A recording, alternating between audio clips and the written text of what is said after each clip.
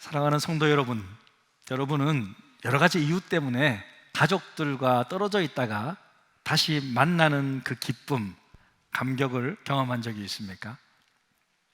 군대 갔던 아들 첫 휴가 때 만나게 되었을 때, 멀리 공부하러 떠났던 우리 아이들이 유학을 갔다가 멀리 공부하러 갔다가 다시 만나게 되었을 때, 일 때문에 아버지가 중동에 가서 일하시고 독일에 가서 일하시고 그렇게 일하다가 몇 년 만에 돌아와서 만나게 되었을 때, 가족을 만날 때 그 기쁨, 감격을 아십니까? 아마 한 번쯤은 그런 감격이 있을 줄로 믿습니다. 오늘 모세가 그렇습니다. 그동안 모세는요, 출애굽의 놀라운 과정을 잘 마쳤잖아요, 그죠? 그리고 이제 19장에 가서 율법을 받기 직전입니다. 율법 받는 사건은 너무 중요한 사건인데, 여러분, 율법 받기 직전 이 시간에 다시 처자식을 만나게 됩니다. 그런 감격을 누립니다. 그동안 모세는요, 출애굽기 4장에서 가족들과 떨어졌어요. 그리고 혼자서 오랫동안 시간을 보내게 됩니다.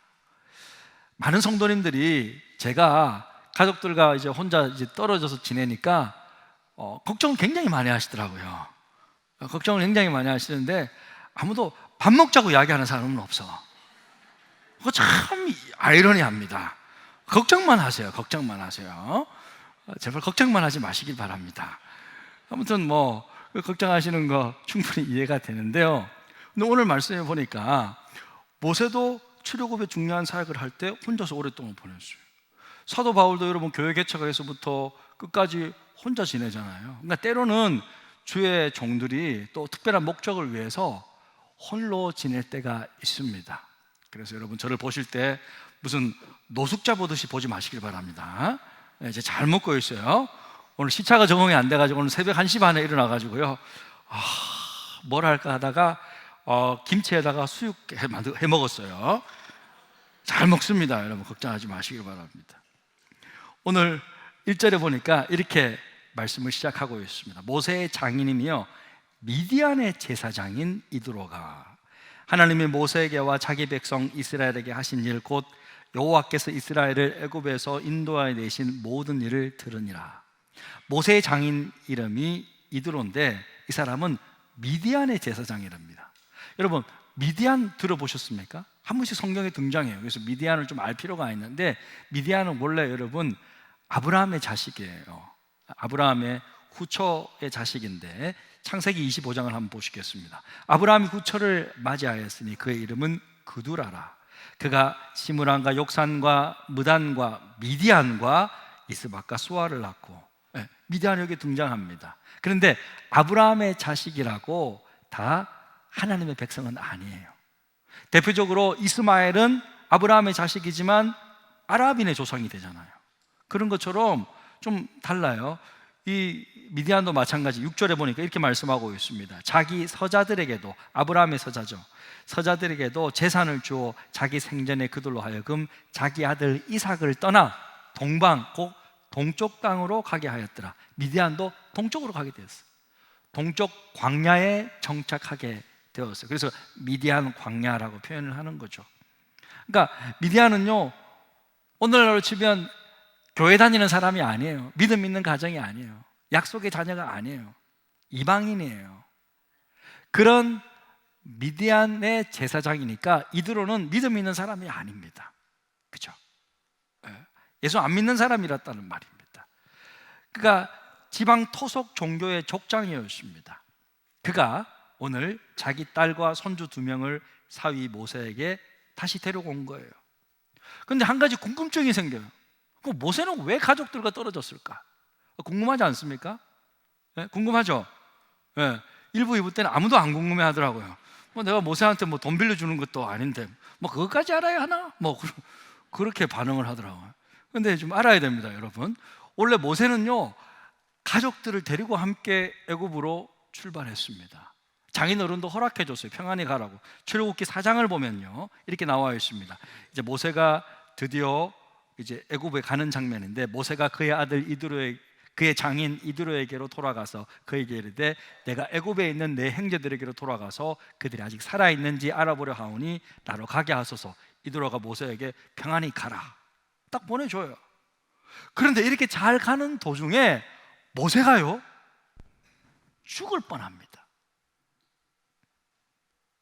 하나님이 모세를 죽이려고 했었어요. 갑자기 순종해서 잘 가고 있는 모세를 죽이려고 했단 말이에요. 그런 장면이 나와요. 사실 제가 출애굽기 4장 설교할 때 좀 주제가 맞지 않아서 이 부분을 그렇게 자세히 설명을 못 해드렸는데, 출애굽기 4장 24절에 보면 이렇게 말씀하고 있어요. 모세가 길을 가다가 숙소에 있을 때 여호와께서 그를 만나사 그를 죽이려 하신지라. 왜 갑자기 하나님은 모세를 죽이려고 할까요? 순종해서 잘 가고 있는데. 그 이유가 25절 26절에 나와 있습니다. 우리 함께 읽겠습니다. 십보라가 돌칼을 가져다가 그의 아들의 포피를 베어 그의 발에 갖다 대며 이르되 당신은 참으로 내게 피 남편이로다 하니 여호와께서 그를 놓아 주시니라. 그때 십보라가 피 남편이라 함은 할례 때문이었더라. 모세가 죽을 뻔 당하는데 뭐 때문이었다고요? 할례 때문이라. 할례 때문이에요. 할례가 뭐죠, 여러분? 할례라는 것은 남자 성기의 포피를 잘라내는 의식이라는 거예요. 오늘날 지금 포경 수술을 말하는 거예요. 그런데 모든 하나님의 백성들은 할례를 받아야 돼. 이게 무슨 의미일까? 이게 남자 성기는 남자의 상징이잖아요. 생명이잖아요. 근데 그게 포피를 딱 잘라낸다 그럼 피가 나겠죠, 그죠? 그게 무슨 의미일까요? 이것은요, 나는 이제 원래 나의 옛자는 죽었고 하나님의 백성으로 다시 태어난다 라는 것을 내 몸에 새기는 거였어요. 이게 오늘날에는 어떤 사건이 있어요? 내가 침례 물에 빠져서 완전히 나는 죽었고 다시 물에서 나오면서 하나님의 자녀로 다시 살아가겠습니다 라는 침례랑 같은 의미란 말이에요. 할례는, 그러니까 구약은 할례를 행했고 신약은 침례를 행한단 말이에요. 이것은 모든 백성들이 다 해야 되는 거예요. 예수 믿는 모든 사람들이 다 세례받죠, 침례받죠. 안 받으면 안 돼요. 침례를 참석 안 하면 우리 성찬식도 못 해요, 그죠? 그렇게 행해야 하듯이 구약에는 다 할례를 받아야 되는데 모세는 이것을 너무 잘 알고 있습니다. 자기 아들들에게 할례를 행하려 하는데 누가 반대해? 십보라가 반대하는 거야. 십보라가. 왜? 십보라는 원래 하나님 믿는 사람이 아니에요. 미디안 제사장, 토속 종교의 제사장 딸이에요. 그러니까 하나님을 향한 믿음이 잘 없어요. 근데 갑자기 모세가 자기 아들 포피를 베려고 그러니까 왜 그래? 뭐 하는 거예요 지금? 당신이나 잘 믿어 이러는 거예요. 그런데 이제 이 가족이 하나님의 명을 받아서 애굽에 가서 하나님의 놀라운 구원 역사를 행하려고 하니까 하나님이 그때까지는 못 참는 거죠. 그래서 모세를 하나님은요, 그 가장을 혼내시는 거죠. 자매를 뭐라 하지 않습니다. 모세를 죽이려고 하니까 그제서야 아내 십보라가 정신 차리고 이거 안 되겠다 싶어서 자기 아들들에게 할례를 행합니다. 그러면서 당신은 나에게 피를 보게 하는 남편이야 그렇게 딱 말하니까 그때 이제 모세가 도저히 안 되겠구나 싶어서 가족들을 다 돌려보내서 헤어지게 된 것이었습니다. 출애굽기 18장 2절 3절에 보니까 모세가 돌려보냈어요. 모세가 돌려보냈던 그의 아내 십보라와 그의 두 아들을 데리고 왔으니 처갓집에 돌려보냈어요. 자, 이 분위기를 보니까 십보라의 신앙이 어때요? 좋아요, 안 좋아요? 신앙이 엉망이에요, 엉망이에요. 원래는요, 자매들이 신앙이 좀 더 좋고 형제들이 좀 약하거든요. 근데 이 집안은 반대입니다. 우리 교회에 십보라는 없지만 강보라가 있어요. 강보라. 지금 저기 앉아있는 강보라 신앙이 좋아요. 애기 3명 키우거든요. 자기 남편 찬양팀 시키는 거야. 와, 여자 강씨 못 이겨 아무도. 여자 강씨가요 제일 세요 세상에서. 아무도 못 이겨, 아무도 못 이겨. 그러니까 근데 십보라는 성이 안 좋아서 그런지 성이 십시가 뭡니까, 그죠? 그러니까 그래서 아무튼 신앙이 영 아닌 거예요. 신앙이 영 아니야. 근데 이 가족들이 자발적으로 돌아온 거예요. 모세에게. 어떻게 돌아온 것일까? 모세가 돌아오라고 노래한 겁니까? 편지를 쓴 겁니까? 어떻게 돌아온 거예요? 그런 것이 아니라, 자 1절 다시 한번 우리 큰 소리로 한번 읽겠습니다. 시작. 모세의 장인 장인이며 미디안의 제사장인 이드로가 하나님이 모세에게와 자기 백성 이스라엘에게 하신 일 곧 여호와께서 이스라엘을 애굽에서 인도하여 내신 모든 일을 들으니라. 이드로가 들은 거예요. 여호와 하나님께서 이스라엘을 그 강대국 애굽에서부터 탈출시켜서 데리고 왔다는 소식을 들은 거예요. 홍해바다를 가르고 탈출시켰다는 것을 들은 거예요. 아니, 우리 사이 모세가 그렇게 이집트로 가더만 자기 민족들 200만 명을 다 이끌고 진짜 나왔다고? 아니, 내 남편 모세가 그렇게 했다고? 우리 아버지 모세가 이 모든 일들을 감당했다고? 그 소식을 들은 거예요. 이 놀라운 소문과 소식이요, 주위 나라와 사람들에게 다 전파되었는데 이더로도 들었고 아내 십보라도 들었습니다. 그래서 찾아온 거예요. 하나님의 놀라운 구원의 복음의 소식을 듣고 찾아왔던 것입니다. 사랑하는 성도 여러분, 이것이 우리가 복음을 전해야 되는 이유인 줄로 믿습니다. 우리도 전해줘야 돼요. 우리도 우리에게 베푸신 하나님의 은혜의 복음을 전해줘야 된단 말이에요. 사람들은요, 하나님의 역사를 들을 때 돌아옵니다. 부지런히. 그래서 우리는 신앙을 간증해줘야 됩니다. 그때 잃어버린 가족들이 돌아오는 거예요. 모세가 장인에게 어떻게 간증하는지 한번 보십시오. 자, 8절입니다. 모세가 여호와께서 이스라엘을 위하여 바로와 애굽 사람에게 행하신 모든 일과 길에서 그들이 당한 모든 고난과 여호와께서 그들을 구원하신 일을 다 장인에게 말하며, 좋은 일뿐만 아니라 고난 당했던 것들, 힘든 것들 있는 모습 그대로 다 간증해 줬어요. 우리도 그냥 있는 그대로를 간증해 주면 되는 거예요. 부풀릴 필요도 없어요. 너무 감사한 것은요, 오늘날 우리 교회에게도 동일한 일이 벌어지고 있다는 거예요. 예전에 우리 교회에서 함께 믿음 생활을 하시다가 여러 가지 좀 이유 때문에 교회를 떠날 수밖에 없었던 분들이 지금은 다시 돌아오고 있다는 거예요. 왜? 우리 교회에 대한 소식을 들었거든요. 하나님이 우리 교회를 새롭게 해주셨다고? 하나님이 지금도 우리 교회 부흥되게 해주셨다고? 젊은이들이 교회 오고 있다고? 재정이 막 늘어나고 있다고? 지역사회에 정말 좋은 일을 많이 해서 좋은 소문이 나고 있다고? 그래서 새로운 가족들이 찾아오고 있다고?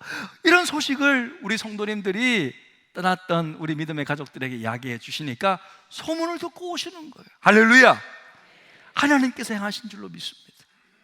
저는 하나님이 행하셨다고 믿습니다. 그때 여러분, 예수님을 안 믿는 사람도 교회에 오셔서 이드로처럼 고백하게 될 것입니다. 이드로가 어떤 고백을 하는지 한번 보십시오. 출애굽기 18장 10절 11절입니다. 이드로가 가로되 여호와를 찬송하리로다. 너희를 애굽 사람의 손에서와 바로의 손에서 건져내시고 백성을 애굽 사람의 손 아래에서 건지셨도다. 이제 내가 알았도다. 여호와는 모든 신보다 크심으로 이스라엘에게 교만하게 행하는 그들을 이기셨도다. 따라해 봅시다. 이제 내가 알았도다. 이제 내가 알았도다. 불신자였지만 이드로는 이제 알은 거예요. 여호와 하나님이 진짜 신이고 여호와 하나님이 정말 참 신이고 자기를 구원할 신임을 깨닫게 된 거예요.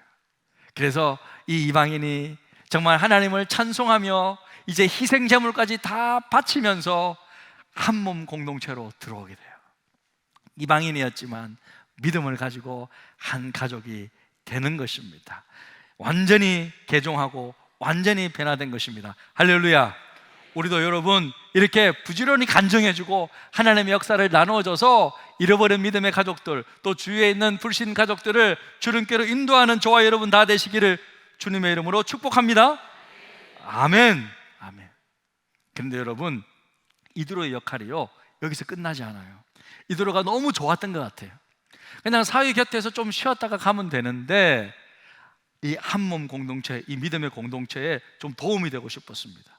하루는요, 모세가 어떻게 그 백성들을 지도하는지 보게 되었는데 모세가 다른 일은 거의 못하고 혼자서 백성들의 문제만을 재판해 주는 모습을 보면서 딱 보고 이건 아니야.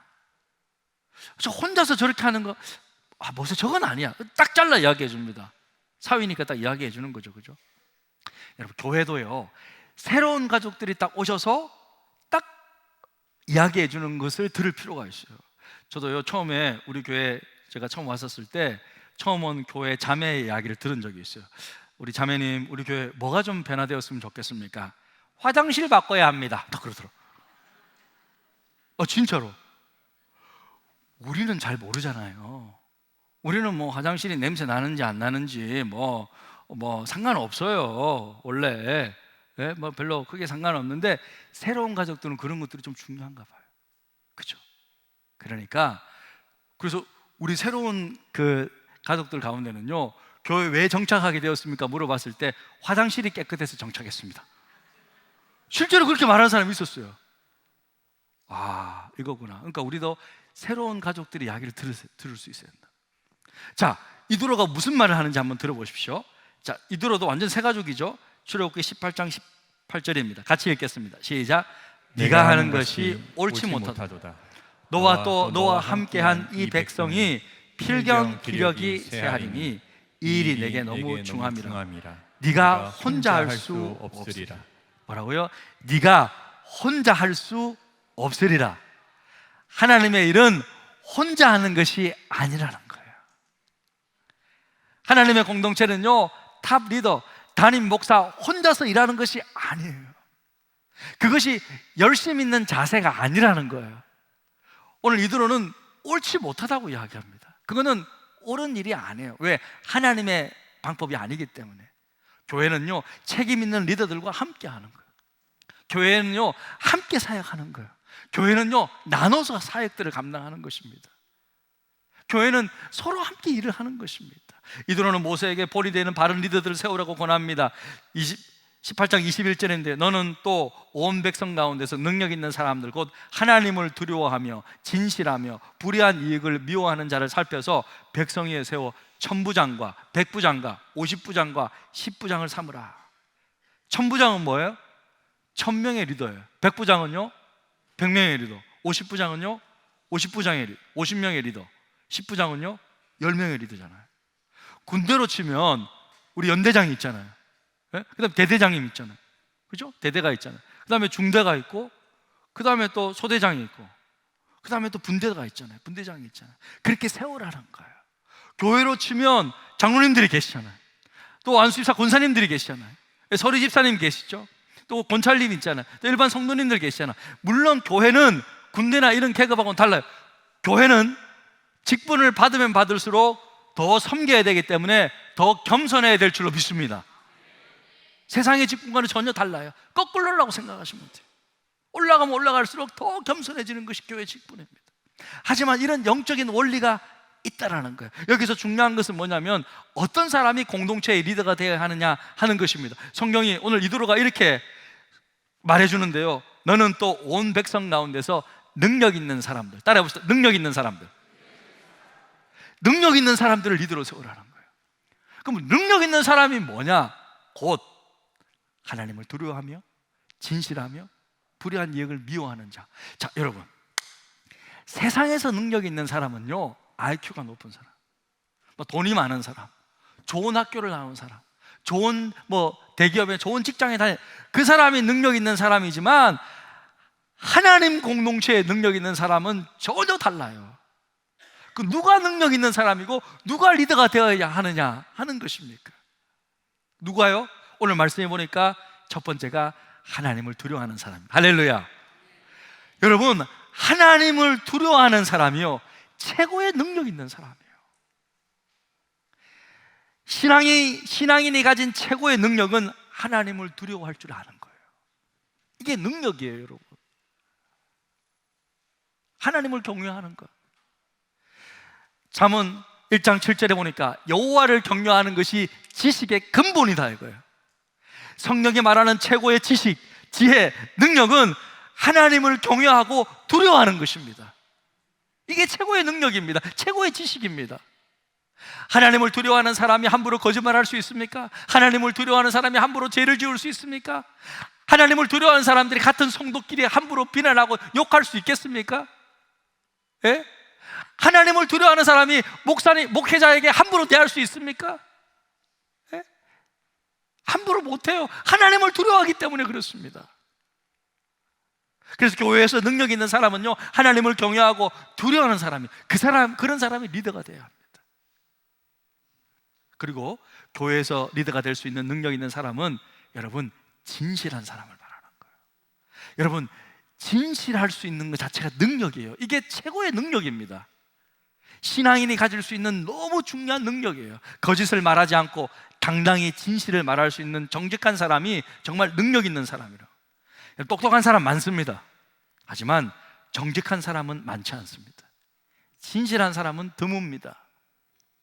솔직히 우리 중에 누가 100% 나는 하나님 앞에 정직하다, 진실하다, 사람 앞에 진실하다 라고 말할 수 있는 사람이 누가 있겠습니까? 아무도 없죠, 솔직히. 하지만 하나님과 사람 앞에서 진실을 추구하고 진실만을 말하기로 애쓰고 진리의 사람으로 진심으로 바로 서기를 바라는 사람이 리더가 되어야 된다는 거예요. 그런 사람이 리더가 되어야 될 줄로 믿습니다. 그리고 끝으로 누가 능력의 사람이냐면, 세 번째로 아까 뭐라 그랬습니까?